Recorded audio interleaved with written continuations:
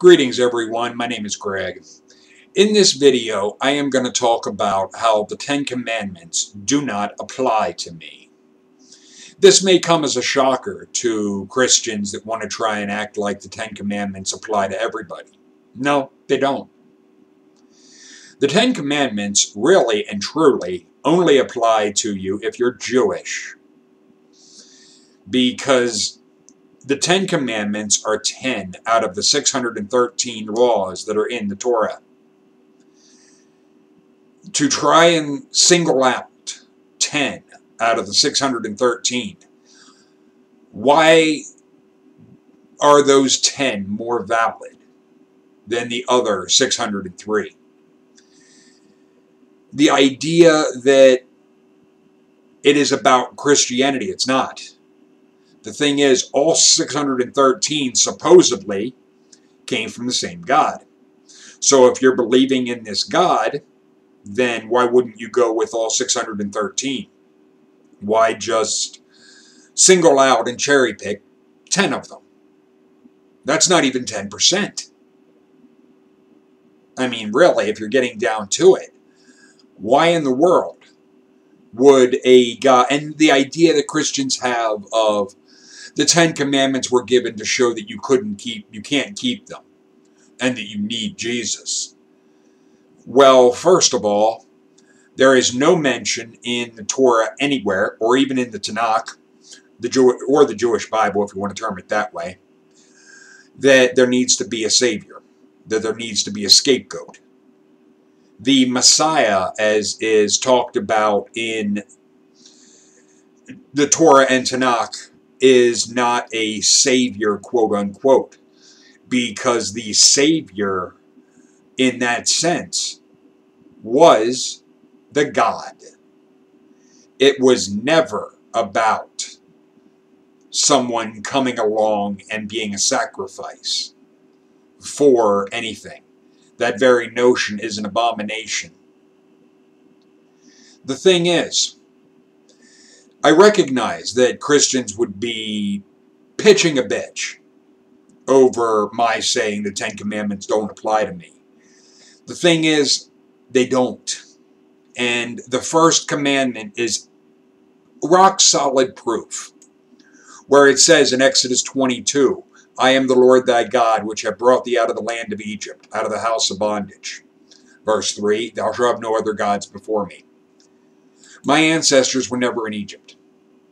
My ancestors never had that issue. I am, to use the term Scandinavian, my ancestors would be Viking, Norse. So if there would be ancestral gods type of thing, I don't believe in such, but it would be Odin, Thor, Loki, beings of that nature. And that is a very different culture with very different beliefs than the Israelites or Jews and the Christians. The thing is, some Muslims could try to say that everybody should be subject to Sharia law, that Sharia law should apply to everybody. The thing is, just because they want to try and say it should, doesn't mean it does. It doesn't make you, me, or anyone that isn't Muslim subject to Sharia law. Just like the Four Noble Truths of Buddhism do not apply to anyone that isn't Buddhist. So the idea that you're going to have the Ten Commandments, that I have to obey them. No, I don't, because I'm not Jewish. For the same reason, I don't have to keep and do things that are kosher or observe the other 603 laws.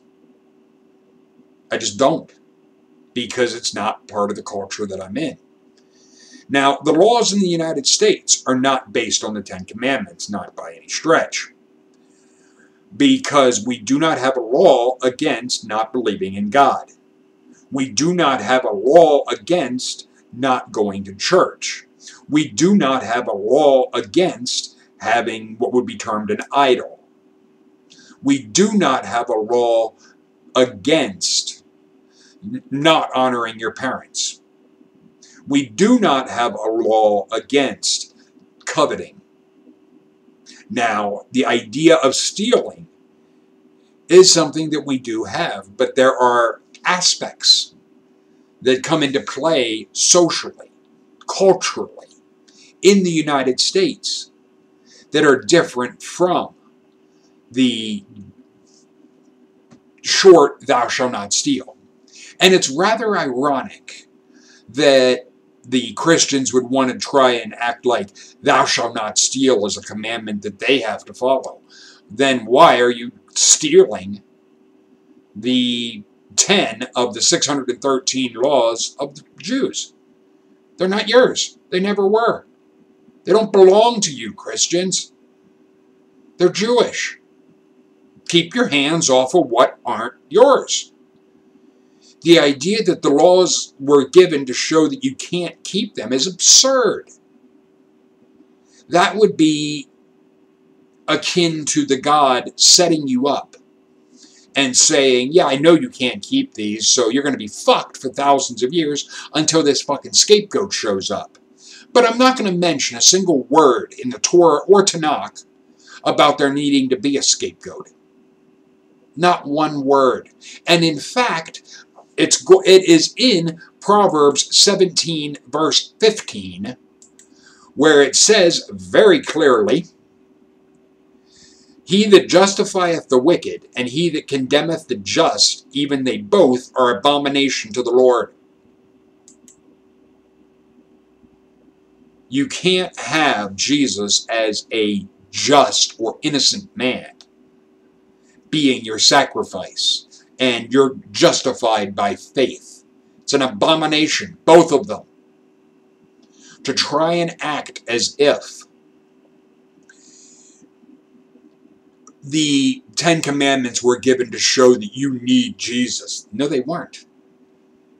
Because the very notion of Jesus is a slap in the face to the God of the Jews. And it should be a slap in the face to all morality.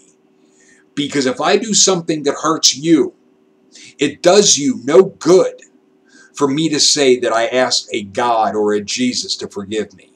It doesn't negate what I did to you. By the same token, if I would say to you, here's $100 for the slap in the face I'm going to give you, what that is showing is I'm trying to buy my way out of personal responsibility. That is what Christians want. They don't want to have to own up for what they've done. They want to be able to act as if they have this scapegoat so that they can sidestep the responsibilities of their actions having consequences. The thing is, you can't sidestep the responsibilities. When you harm someone, you are responsible for making it right.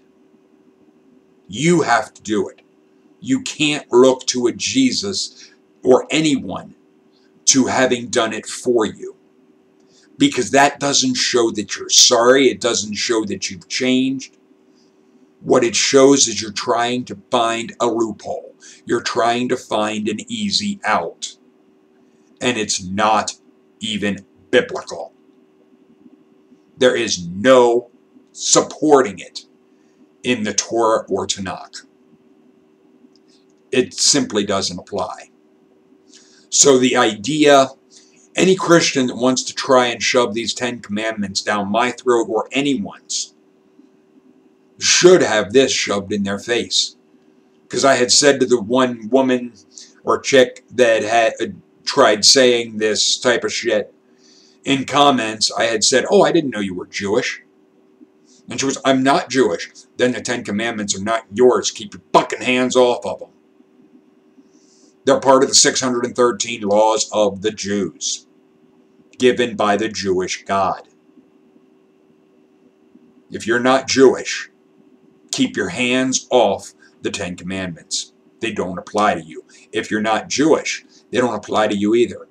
The only way they could is if you would choose to say, I want to keep them because I like them. Okay, fine, that's your choice.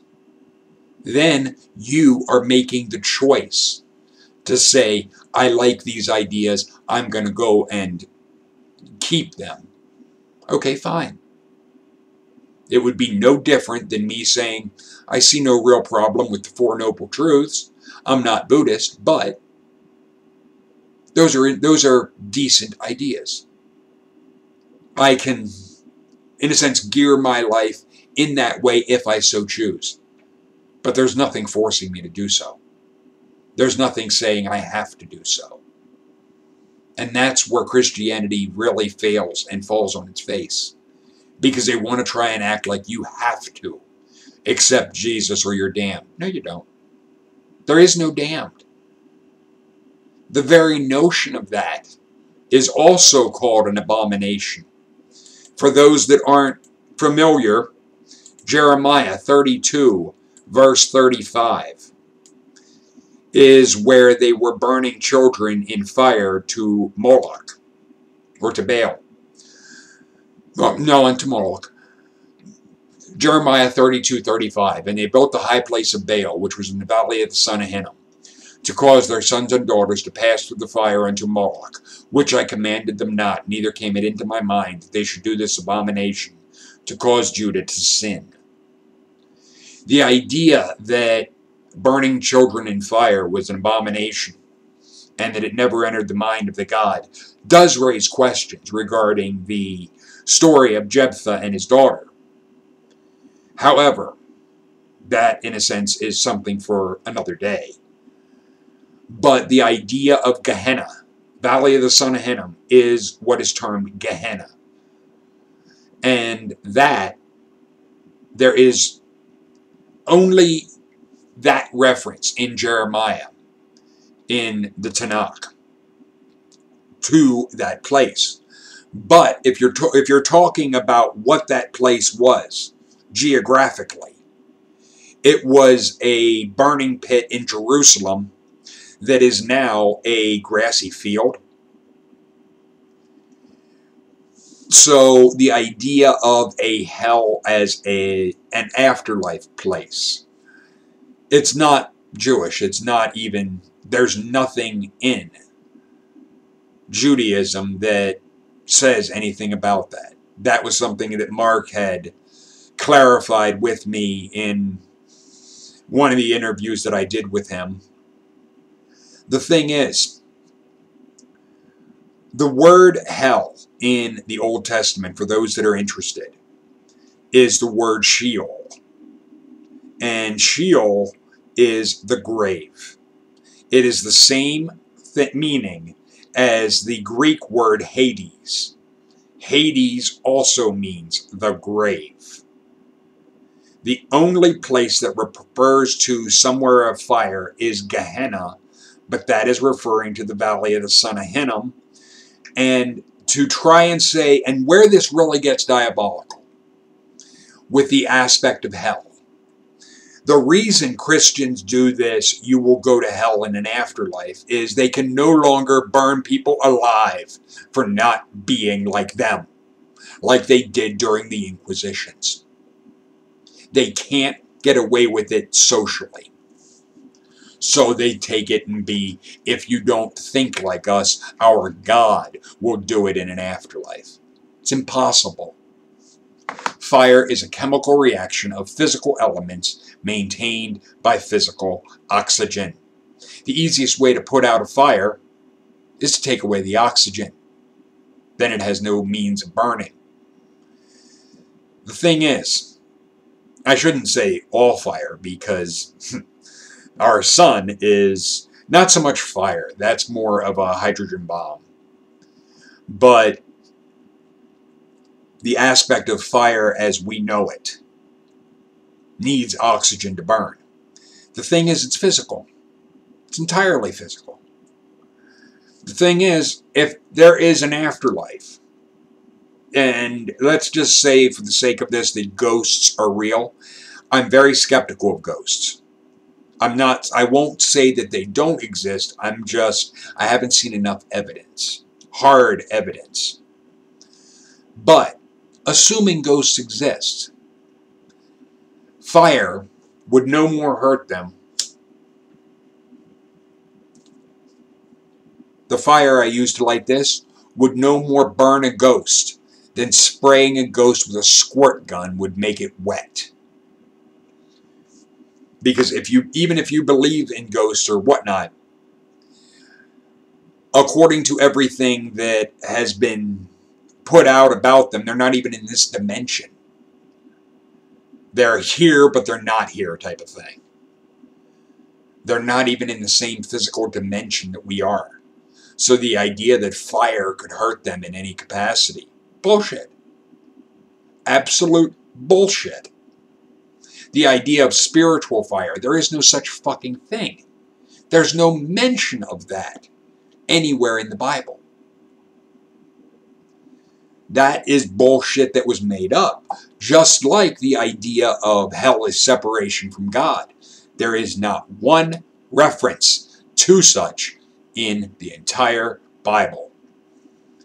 That is a matter of Christians are trying to make up shit that doesn't exist in order to try and scare people into kowtowing to what they say, when what they say is based on nothing.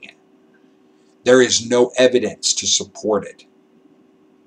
It really comes down to the threats that they want to try and use are empty. Could there be an afterlife? There could. Would it matter? I don't think so. Because even if such would exist, there is no reason why I should think that what I do here and now would matter there. What I do here and now matters here and now with those that I interact with. The other thing that was mentioned that I want to briefly touch on is things like where Jesus said, I am, and like I am the way, the truth, and the life. Or on the cross he said, it is finished. So what? I can say I am the king of the solar system, or even the Milky Way. So what? I say it. Does that make it true? No.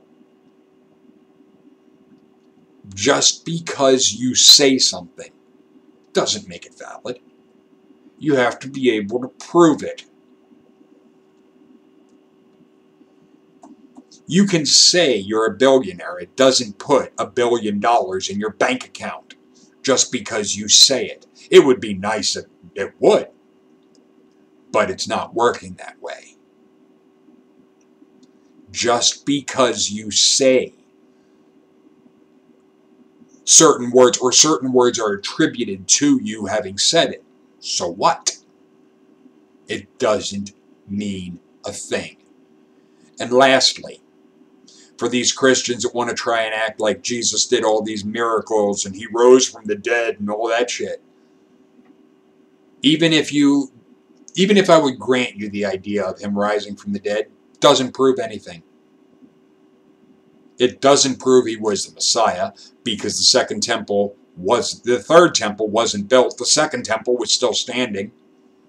It's a bit of a problem for Jesus. Can't exactly build the third temple as the Messiah had to, while the second one still stood, and the Messiah was not something that was accomplished on payment plan. There is no payment plan for the Jewish Messiah. But those are things that are covered in the video that I did with Mark on Jesus Isn't the Messiah, that starts to go into the so-called prophecies in Isaiah, as well as Jesus is not the suffering servant of Isaiah 53, that I would encourage anyone that is curious about the so-called prophecies regarding Jesus. They're not about him in any capacity. I'll tell you that now, a bit of a spoiler. But Mark will explain in those, he does explain in those videos what those things are about. And it's interesting to hear. But I look forward to hearing your thoughts and comments. But most of all, for all the atheists out there listening, the Ten Commandments don't apply to you, unless you're Jewish. But later, people.